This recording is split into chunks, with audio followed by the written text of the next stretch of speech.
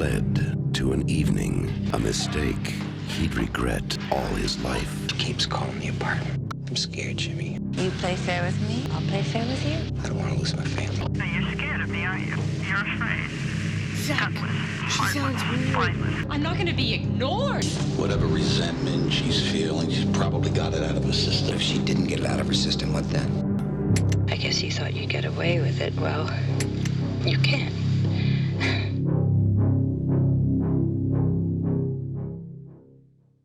Sweet lust is in the air as our opening shot indicates it's one of those reverse dance parties where it's the girl's choice to pick and choose their partner.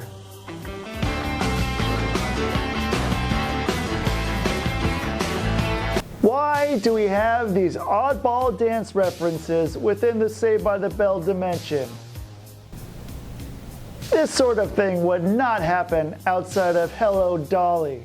But according to the children's sitcom handbook, they always translate into wacky hijinks and misunderstandings. Things are not always as they seem. Which means beat them, follow the money. Tough decision. So many boys, so little time. Racial insensitivity reaches a fever pitch as a young man, dressed as an Arabian sheik, makes a pathetic ass out of himself as his funny attempt to do a Middle Eastern accent that sounds about as pathetic and low as to how white actors portray Native American characters known as whitewashing. And how could there be, or how... Shame on you, Johnny Depp. Would there be any dishonorable or What's next? Put on a yarmulke while singing Adam Sandler's Hanukkah song as they ridicule the Holocaust? people jumped the gun and made these objections. A young girl is looking for his assistant, fine Zach Morris, so that she can ask him out to the girls' choice dance, and her young Prince Ali, fabulous he, Ali Ababa, guides her into the opposite direction, and now the moment of truth. Wait for it. Wait for it! Things are not always as they seem. Wait again. It's me, Zach. Oh, wow. One obvious one for the ages. Look, why the disguise? Well, lots of girls want to ask me to dance, but I don't want to say yes or no. It's like this show keeps finding new ways to insult my intelligence. It's like keeping a big secret as to who shot JR on Dallas, or the Twin Peaks reveal as to who killed Laura Palmer.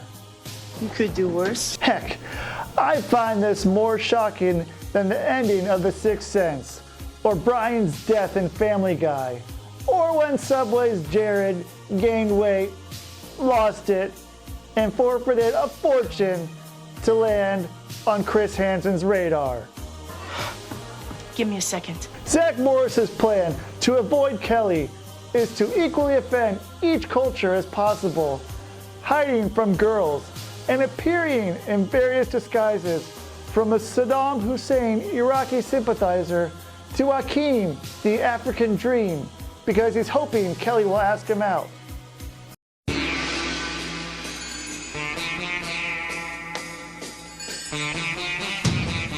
Now that's one jive soul bro. Russia, number one! Iran, number one! USA, I have my needs too. Hiding behind racially insensitive stereotypes. Well, that's one way to get people to ask you out. But that won't protect you from mayhem. From you? That's not a gift, that's a threat. Time, Zach. Get with Allstate. Come on! Kelly still hasn't asked anyone yet, while Zach and Slater continue their pissy match over her. You could do worse. She could do better. A lot better. You don't think she'd consider going out with you? Hey, only if she wants to have a great time. In your dreams, Slater. In your face, Preppy. Kelly is not impressed with Zach and Slater refusing to understand American Pie's use of the rule of 3. claiming Zach turned down 6 girls while Slater turned down 7. But in reality, it's coming down to less than nothing. Yeah. I think Kelly would have more luck dreaming of getting lucky with Rob Lowe at home than going out with these two self-righteous, egotistical misogynists. Got a date for the dance yet? Hey, I've been turning him down left and right. Yeah, me too. Turned down 6 girls. That's nothing. I turned down 7. And a teacher. Nah, this is the Saved by the Bell universe we are talking about here, where every raging hormone leads to romance. Connie, Dee Dee, and Raylene think she's leaning to you. Smart girls. Slater tells Zach he should just pursue another chick, and out pops Rhonda Robustelli, whom chases Zach down the hallway. Zachy! Go get her, Zachy. Yes, we know she's a tomboy from her baseball cap, with that boyish slide down the stairs, and addresses Zach as Zachy. Hey, what's the rush, button nose? Even her last name, when you shorten it, comes out to Ron, which is the sort of name most common for dads or construction workers, whom are mostly big and shirtless. Against Rhonda Robustelli. But I do have this policy against dating anyone who holds a school shot put record. To the rest of the Bayside High, she is a horrifying, unladylike creature whom Zach flees like she's Sasquatch. Slater, help me, come on. Was that a young Nicole Bass? I mean, she's a man. I mean, yeah, you're a woman, but you're a man. Robin, look at Nicole's vagina. Go walk right in there and look at it and tell me if you see a vagina. You have to do this. Why? The Zach and Slater ego wars continue at the max over whom still has turned down the most girls to the dance. Jesse breaks them up to declare them both equally worthless, disgusting pigs whom should crawl under a hole and die a long death. You missed the excitement of the hunt? Please, I'm eating here. And let's be clear, this is from the same person who 2 episodes previous turned down the first person who asked her to dance with her. Because he was too short. Yeah, but she had a valid reason. They're just being petty and selfish. Who does she know? How does she know which woman is asking them? It's because those damn feminists are telling you how to live. She's just trying to control a man, you know? Just tell him how to live. So she's not even aware of which women asked them first. Like, what if it was... Maybe one of those women was too tall for them. Yeah, exactly. Lisa later comes in and invites Kelly to Jesse's slumber party. Zach continues to harangue around them as to his question of the episode as to whether Kelly will ask her out by the constantly having to fight off this ravenous, horny animal back to his cage. I'd be invading someone's privacy, Zach. I could live with that. Why couldn't you live with a foreign family? And we get to the multi-purpose room of many, where Zach and Screech break into Jesse's bedroom because I'm guessing in the Saved by the Bell, no one locks their windows or doors at night. Like a bunch of girls gone wild voyeurs. Screech, this is the only chance you ever have to find out Lisa's innermost thoughts about you. What are we standing around for? This sort of style was the cheeky way of doing it back in the 80s, but today would classify you as an oddball, perv, or degenerate. You gotta admit this about us, Screech. I'm good. My oh my, Zach is so anxious to hear the truth that even he should be put on the Cabbage Patch registry to keep him from violating Jesse's doll. After almost committing murder by pushing Screech out of the window, Zach Morris is ready to illegally wiretap his friends. He fucked up. Yes, it is. Well, yeah, they snuck into the room, like the window was open, so they just... Is this something he's done before? Does he just like help himself to Jesse's room whenever he needs something? Well, and whose window? Like, you leave your window open, fine, but they like pull up or down or they crank out. There's like no screen, no glass. It's just an open slot for him to walk through. Well, what they did is they went into Zach's room and they moved all the furniture around his room. Yeah, Zach was just confused. He thought it was his own room. He's like, what? Didn't he just walk in her window earlier when she was giving him the dance lesson? Like, that's just how they do? Yeah. Yeah, I mean, that's consensual when they do it that way. Yeah, no, this is the first time non-consensual window opening. Well, and it's not just like, oh, I went into Jesse's room when she wasn't there. It's like, I went into Jesse's room when she wasn't there, and I planted a microphone so I could record her private time. Oh, yeah, it was very NSA for me. Yeah, that's true. Very current. It's like Zach keeps doing all these problems that we're having right now. Yeah. Mm-hmm. Well, we tried to get just a little something for our audience. We contacted Edward Snowden to get his thoughts on this episode, but he was not available. Yeah. He was doing the Dukes of Hazzard podcast. And he's much more of a college years fan. Yeah, I know. He was never a Max fan. He never liked the magic tricks. He couldn't get into it. Yeah, he was like, maybe call me when you get to the Tory episodes.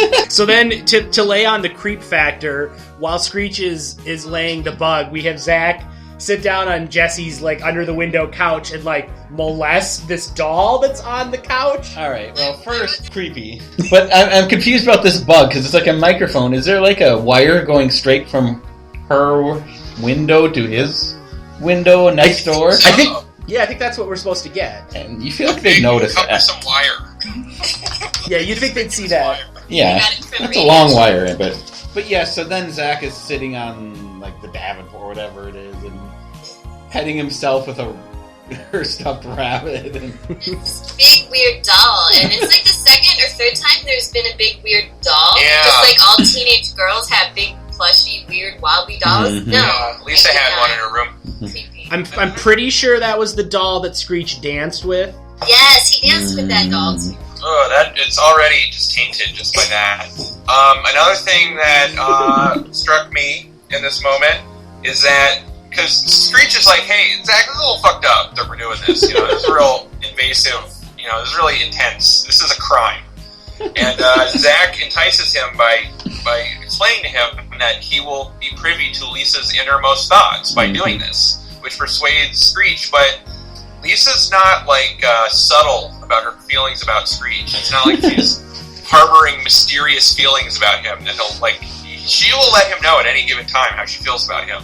yeah, but I suppose maybe Screech knows Lisa isn't into him, but now he feels like he could find the secret to getting her to be into him. But Oh, maybe that's it, or it might just be willful denial. well, there's that too, and let's not gloss over the fact that he was like, this is kind of wrong. Oh wait, I could get something out of this, and let's totally do it. Like, Yeah. America. So then, Yes, this is when Screech starts having his fantasy sequence. no, that comes later. First, we have to have Zach hear Jesse come home and proceed to push Screech out the window, which, no kidding, cracked me to hell up. That's attempted murder, Austin.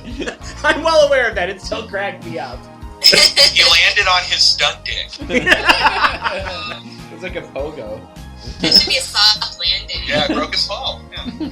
So that night, Zach and Screech listen on one end of the multi-purpose bedroom set with some reel-to-reel tape recorder taken from the 1960s spy surplus store. Well, Kelly, Jesse, Lisa, and two unnamed women, never to be named later, have a conversation as to who did who on the other end of the room. We get to the big slumber party as Zach and Screech are in Zach's room listening. And I have to assume they must have shot these out of sequence. Like, you know, they did all the Jesse's room stuff, then they set the room to Zach's room, and then had Zach and Screech reacting to the party. Oh, right, yeah. But so this is where we get our requisite pink-rimmed fantasy sequence for the episode.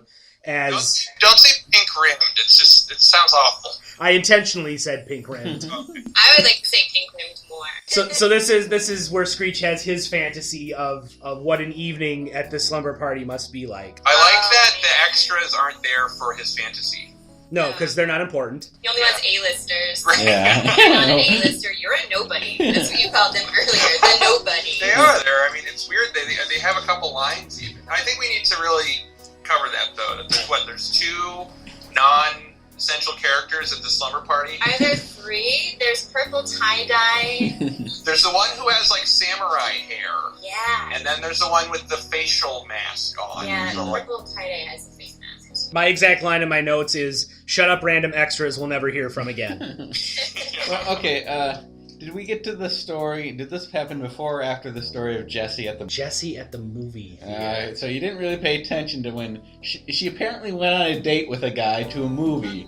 Oh. And the guy behind her, sitting in the row behind her, started making out with, like, tried to make out with her. Oh, yeah. And he lost his retainer in her hair. So was he just, like, tonguing her hair? He was, like, leaning over, like, trying to, like, this is, like, sexual assault here, and they're just, like, laughing at it. Like... We learned to laugh a lot at sexual assault in Saved by the Bell. That's, like, the #1 lesson of Saved by the Bell. Sexual assault is hilarious. At one point in the fantasy sequence, Lisa says that compared to Screech, River Phoenix is a drip. Yeah. And boy, is there a narrow window where River Phoenix was like the hot guy du jour, and this episode landed right in that window. I definitely remember when he was super dreamy, and then he fucking died. Yeah. Well, one is we need to really emphasize the quality of wordplay there. Yes. With Phoenix, a drip. Because River, drip. My understanding Next level. that reference drove River Phoenix over the edge. Yeah, if he's a drip compared to Screech. Actually, if you look at the air date of this episode, and then look at the date of River Phoenix's demise, just look it up. He was like, I'm on Saved by the Bell, I need to go do a bunch of drugs to be cool tonight. Yeah. No, he was like Jesse Spano said, I'm a drip. I'm fucking done with this world. I'm fed up with this world. And so then, of course, we also get a Michael Jackson reference, which we'll hilariously come back to later. Yeah, the reference is Lisa would like a man with Michael Jackson-esque qualities. Yeah, someone special with Michael Jackson qualities. We all wrote this down, I'm sure. Just in 1989, that meant something different than it did now. He was kind of weird in 1989 by then. Oh, he was. It's getting weird. Then Screech's costume really tells you which era of Michael Jackson is. Yeah. Well, let's break this down, because he's white, he's gross, so Screech has at least a few of those qualities. Small, petite. Yeah, he has a lot of ambiguous things wrong with him. Kind of a high-pitched voice. Yeah. Curly hair? No, not anymore. He had an abusive childhood. Hollywood, Hollywood. He jerked off Zach Morris. Yeah, Michael did that too. Yeah, so getting at. And Kelly talks about Dennis Quaid as being a dreamboat. Yeah, that was... I didn't know what to make of that. Was he ever a dreamboat? I don't know. I guess, Jaws 3, was he attractive in that? I don't know. You're acting like people have seen Jaws 3 before. It's the third best Jaws movie. And one final thing from this scene that I thought was hilarious, as Zach and Screech are listening to all of this, they're listening to it on this enormous reel-to-reel player. Mm-hmm. And I'm just wondering, are they recording it? Is that supposed to be where the sound is coming out? You save this for your, you can only whack off so much in one night. You got to save the rest for... You feel like by 89, though, you'd have like a tape player you could be recording this on or something. So that scene ends with the girls discovering the bug, and we go to commercial and we come back.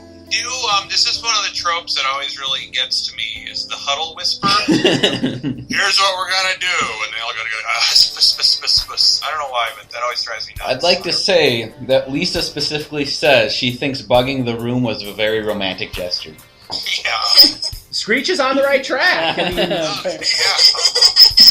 and I'm wondering, so they end up cutting the mic at the big moment. The girls do. They cut the mic off.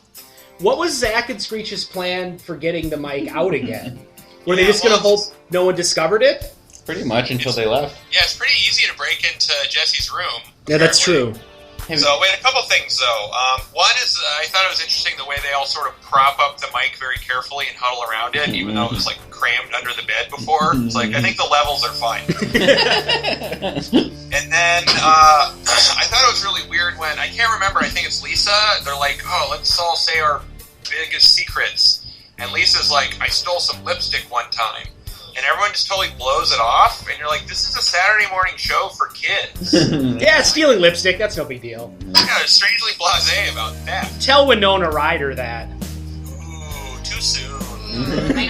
I'm still recovering. Now you're creating topical references for us now. I don't really think Winona Ryder's petty theft is exactly topical. Yeah, the end game of their plan, which is basically to trick Zach into thinking that Kelly is criminally insane. Mm-hmm. Right. And it's very elaborate. You have to wonder if they actually had enough time in that whisper huddle to work all that out. But they all were very focused and pulled together this prank. The extras especially.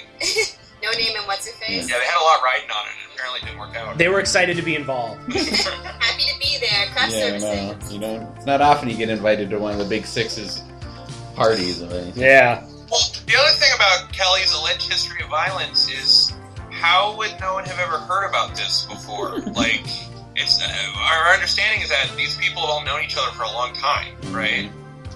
But this is her deepest, darkest secret. No, I know, but she's like, oh, I beat the shit out of my old boyfriend. Like, I've done this several times. Like, this would have gotten out before. It's not like Kelly... If it was Slater, it would work, because he's from another place and all that. But Kelly's been around for a while. She's not a new person. That's true, and given how much intense time Zach puts into stalking Kelly, you think he would know, like, the intimate details of every one of her past relationships. Right. So what I'm saying is that I'm starting to think that this premise is not very realistic. Well, luckily this is the only episode that happens in. That's true. So to think a guy would go through all this trouble just to find out what a girl thinks of him. It's so romantic.